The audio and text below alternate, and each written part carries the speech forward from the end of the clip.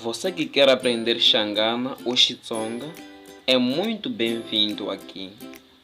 Wena la ku dyondzaka Xichangana kumbe Xitsonga u amukelekile swinene.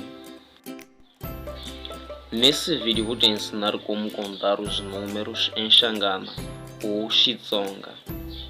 Então, no outro vídeo eu já ensinei como contar em Xangana, mas saiba que existem duas formas de como contar os números em Xangana. No outro vídeo eu ensinei a contagem Yin'we, mbirhi, nharhu, mune, ntlhanu, ntlhanu na yin'we, ntlhanu na timbirhi, ntlhanu na tinharhu, ntlhanu na mune. Mas hoje vamos aprender outra forma de como contar.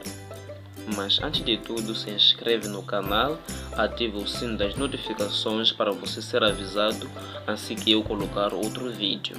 Não se esqueça também de dar like, compartilhe o vídeo.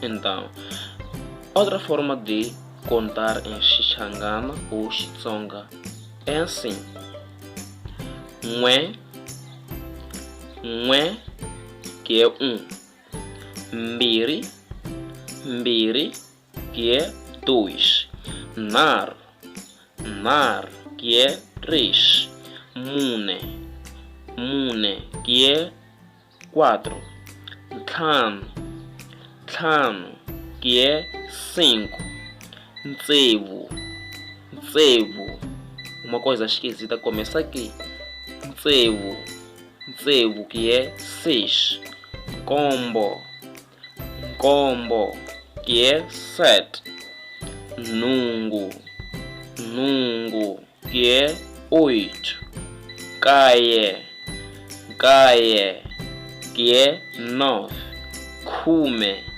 khume, que é 10.